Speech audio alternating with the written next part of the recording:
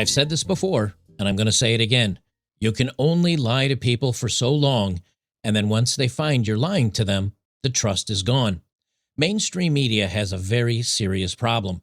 They've lied about so many different things to people across all nations that now young people just don't believe anything they say anymore. And they're getting very frustrated and very scared because people are now ignoring them. They're going to independent news sources and YouTubers and streamers, one of which we're going to be talking about today. And the media is not happy about this happening. Now, I did a video on Clavicular. I know you guys don't necessarily like him. I don't blame you. He's not a great role model, but he was interviewed by 60 Minutes of Australia, and they ended up looking the fool after the interview. Now, why is 60 Minutes covering this story, and why is MSNBC, and why are all these mainstream news sources covering something like Clavicular? Because they're trying to twist the narrative against him and against any of the men that listen to him, just like they did with men that listen to Joe Rogan or Russell Brand or Jordan Peterson or Andrew Tate. Anybody that comes out and doesn't support the feminine-aligned media narrative, they go after wholeheartedly. I think you'll remember Joe Rogan here. He accused CNN because they doctored his photo. On the right is the Instagram photo that he recorded after he had caught the bug, the COVID. And he said, I didn't take anything. And I took my vitamins, I slept, but I exercise and I get plenty of vitamins. And, I'm a healthy individual and I bounced back in 3 days. And I don't think you need to take the jab because of it. And CNN, when they reported on him having it, they grayed him out and made him look much more jaundiced and sick than he actually was. You guys probably remember when Jordan Peterson came out and said, I'm not going to be forced to say any of the pronouns, and they took him to task and threatened to take away his medical, certification unless he did the struggle session and attend classes that would tell him how he was wrong in his opinions. So the media is out here lying and trying to destroy all these guys' credibility. And yes, the Karens are listening to it, but that doesn't matter. Because what really matters is how the young people feel about it. And this comes from the Business Insider. Gen Z mistrusts everything. Big business, big government, other people, you name it, as well as the media. A lost generation of news consumers surveys show how teenagers dislike the news media. So they've gone out and they've taken away all of their credibility. And now they've moved on to try to discredit more men's content creators. Even if you don't like him, the point is they keep going after them. Why are they continually going after them? Why are mainstream news outlets like 60 Minutes in Australia trying to get interviews from Clavicular and then trying to hit him with gotcha questions so they can make him look bad? And he knows it. And so he gets up and walks out, making them look like a fool. We're going to get to all of that, but first we're going to listen to today's sponsor, NeutronicsLabs.com. Men's testosterone levels are declining at an alarming rate, and lifestyle, diet, and environmental toxins are driving it. The result is persistent fatigue, diminished strength, low libido, mood swings, and a loss of the vitality that makes you feel like yourself. Man's Edge from Neutronics Labs was built to fight back. It combines fenugreek, IGF-1, NO2, and other powerful ingredients to support healthy testosterone levels naturally. Clinical research shows that fenugreek alone can increase testosterone levels by up to 46%. And unlike traditional pills and powders, Man's Edge delivers up to 98% absorption, so every ingredient actually works. Even Roy Jones Jr. and Frank Stallone have made it part of their daily routine to stay at the top of their game. Right now, sign up for an auto ship and save 50% on every order, plus get a free bottle of IGF-1 plus 300,000 with Long Jack. That's a serious offer for serious results. Visit NeutronicsLabs.com and use code BETTER to save an additional 10% off your first order. Reclaim your edge and start today. Links are down below as always. Okay, so where I first want to start is the following. This is from Newswire. Bone-crushing 20-year-old ends 60-minute interview. This is from People magazine. Controversial influencer Clavicular walks out of interview. From Newsweek, Clavicular walks out of interview after Andrew Tate question. From Fox News, Clavicular storms off 60 Minutes Australia set after awkward clash over looks maxing. Why is Fox News and Newsweek and People and MSNBC and CNN and why are all these people covering this story if Clavicular is a nobody streamer on Kick? Why are they talking about him? Why is 60 Minutes Australia giving him a sit-down interview for, I don't know, one of their segments? Why are they even talking to this guy? And the truth is, they're scared. They're scared because he's reaching a ton of young people. Both young women and young men alike are watching him. Young women and young men are listening to people like Andrew Tate and Joe Rogan and Russell Brand and many other people that are falling outside of the media narrative, and they're losing control and they're worried about it. The main story, again, isn't about Clavicular. It's about the media doing everything they can to destroy anybody that talks positive about men, positive about women's true natures, positive about staying single and bettering yourself and not relying on the government or listening to media or listening to the people that hate you, and to live a life best lived so long as you understand the nature of women and relationships and marriage and divorce and all the bad things it can do to you, as well as not listening to the government narrative. That's what all these people have in common, and they're going after them like rabid feral dogs. And this is why the media keeps trying to paint this narrative, and young people are seeing through it completely. Well, ABC News denied to do the interview when Clavicular said, "I'm not turning off my live stream." This whole thing gets live streamed. And so our interview, well, there's no editing. It just goes out live as it's happening. And ABC News declined to do the interview. And the reason is because they can't edit it to make their narrative the right one. Unfortunately, this would have to be something that's streamed, or you just can't do it. And we got to kill it then. Yeah, I understand where you're coming Totally from. understand. Okay, that first part he said was very quiet. But he said, this is going to be live streamed. And that's just the way this goes. And the ABC rep turned to the producer or whoever, the interviewer, turned to the producer and said, okay, we just got to kill it then. We're not going to do the segment. And appreciate your time. Can I ask, is there anything else that you're doing today that's not live streamed that we can be around for? Like, couldn't we, you know? You guys are more than welcome to get footage of anything that we are doing today, but anything that we are doing today is going to be streamed. Damn. And I go, I know that's hard to hear again.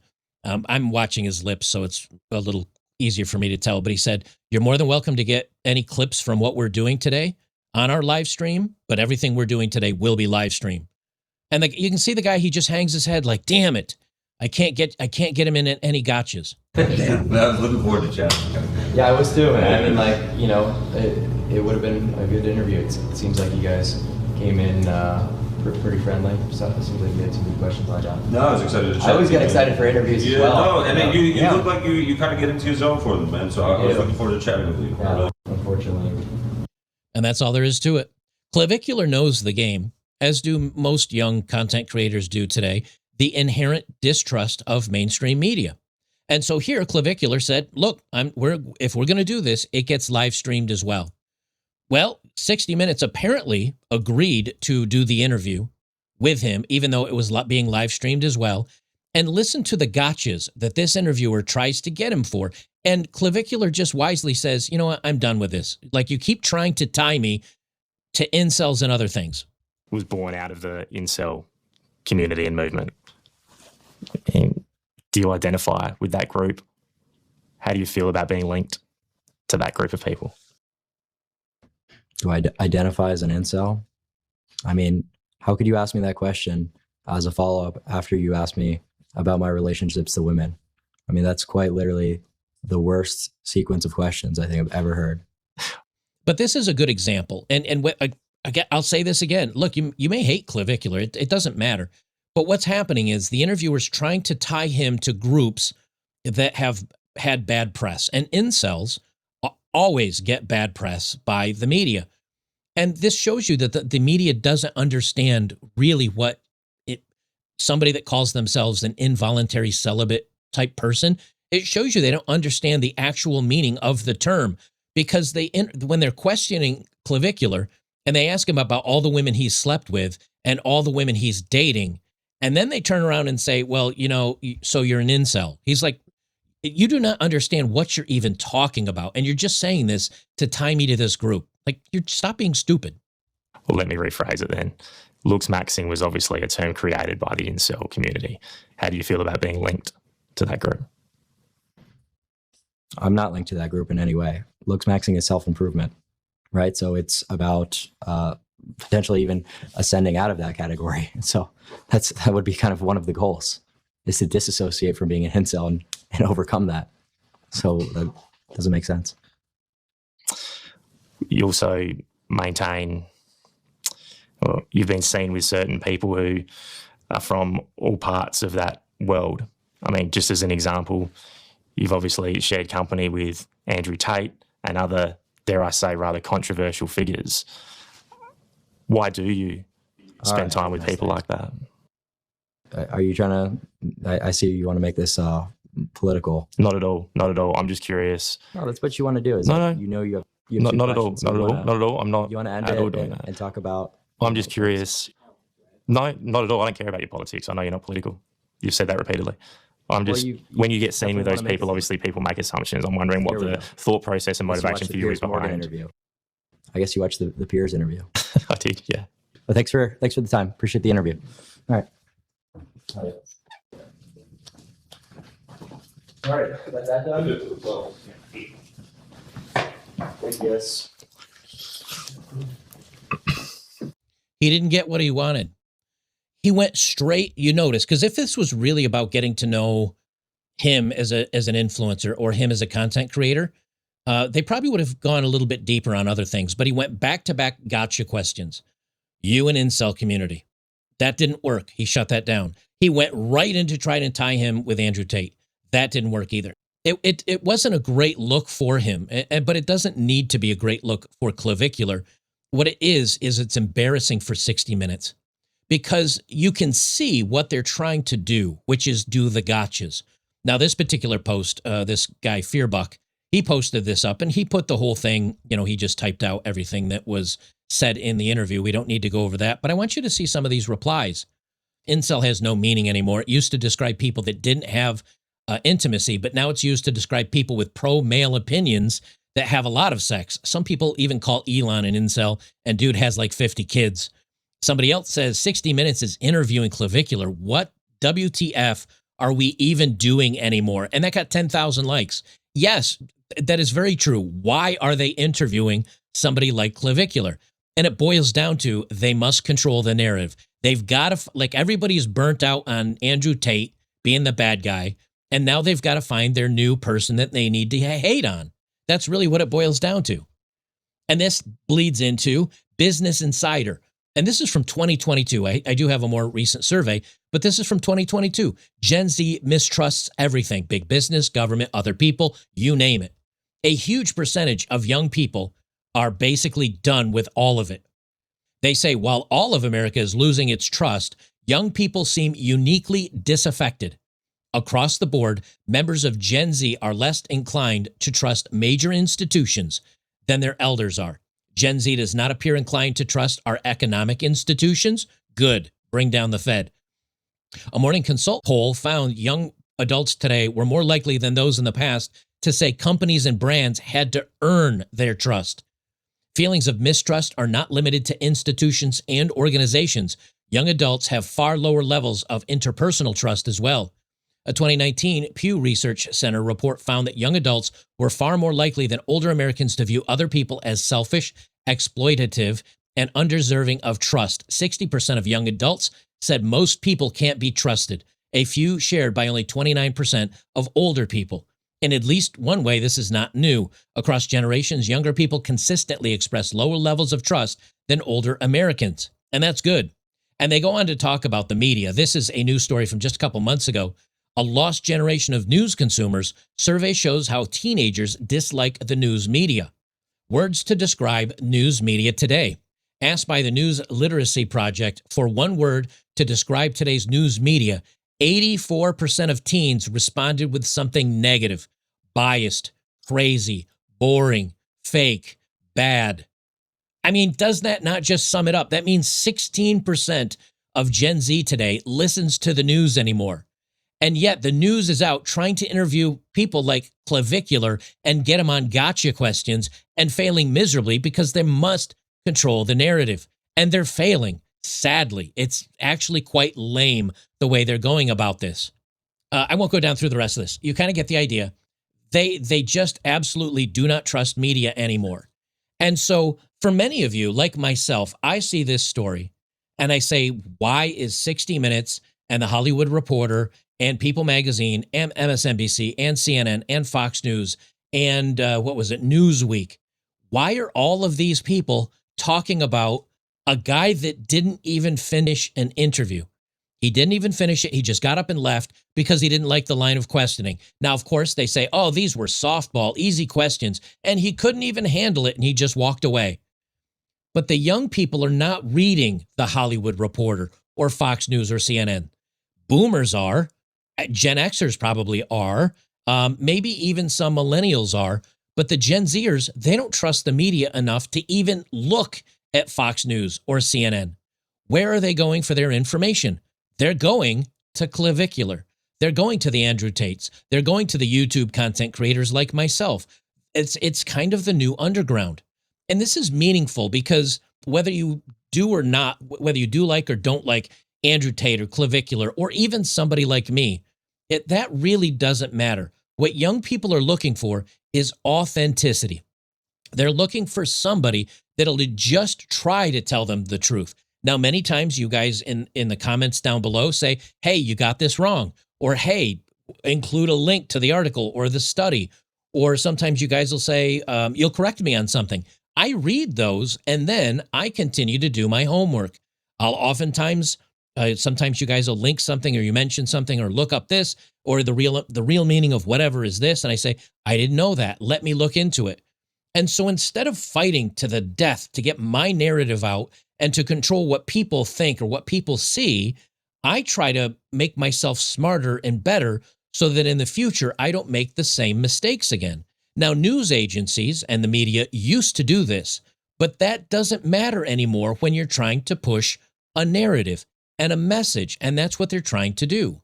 And when they can know, and when either the science or the new data or the new information like counteracts their or counter messages their narrative, they don't want to talk about it, and so they just don't.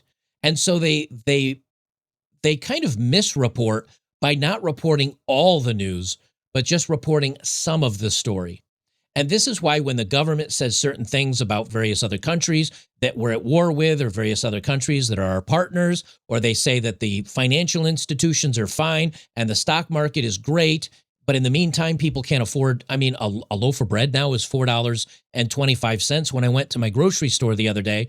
But the last time I bought bread, which I don't eat many sandwiches, just to be honest, so I don't buy bread very often. But the last time I went and bought bread, it was something like, I think $1.89 or $2.19. It was one of those where it was a price, like I looked at it and I said, no, that's gone up a little bit, but it didn't really make an impact on my psyche.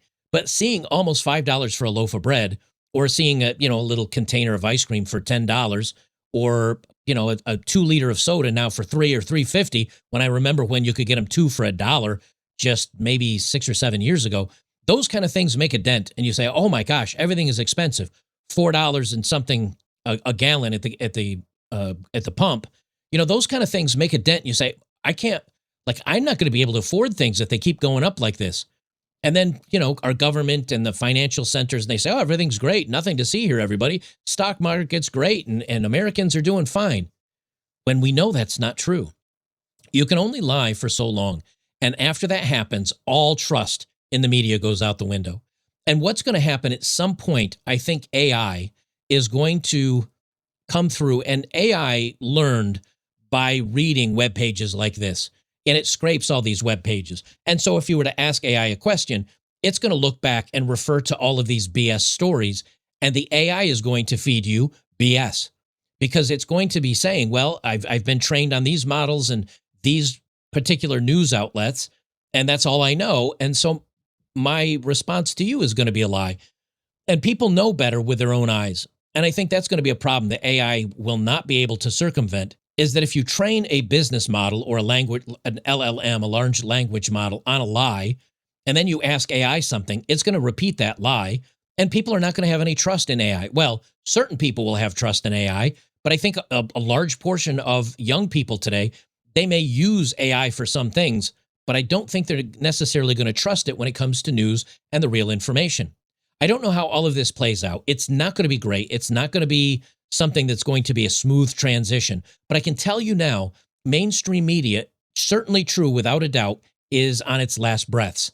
And as the boomers and maybe the older Gen Xers leave this planet, there's no one going to be left, because even if the government or even if maybe some private investors continue to fund the news media to keep it going, to try to keep it relevant, they're throwing money down the hole, because the people that actually listen to this stuff will be gone.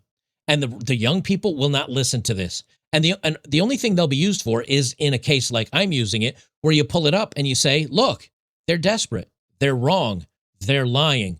And here's how I know. And here's how you can know. They're just going to be the backstop, or they're going to be the, see, this is what the machine wants you to believe example. And then people are going to turn back and go to their more reliable sources, which is the streamers and the YouTubers and maybe the bloggers and the Substack writers that are trying to get the truth out. The media is lost. They're losing the battle. And very soon, within, I'd say the next 5 to 10 years, as the older boomers start leaving this planet, I think there's no one left. They're going to be yelling into the void. There's no one else that's actually listening to them. Guys, if you like my work, make sure to join me over on betterbachelor.locals.com, or for those of you on YouTube, at least get over to Rumble. The channel is Odd Man Out, because I also do news stories over there. Anyway, come on over, join us. Great community of like-minded guys. You can sign up for free. Doesn't cost you anything. You can check out the forums, check out the topics we're talking about, and you can see the live streams that I've done in the past. And then if you say, hey, you know something, I kind of like this, I dig this, I want to be a part of this community where I can post and share things and join some of the live streams that I do for supporters only, it's $5 a month, which is literally less than a crappy cup of coffee from Starbucks. So come on over, join us today. I think you'll appreciate it. Enjoy the members only live streams that I do. It's a good time. It's a good community. So come on over, check it out, and you won't regret it.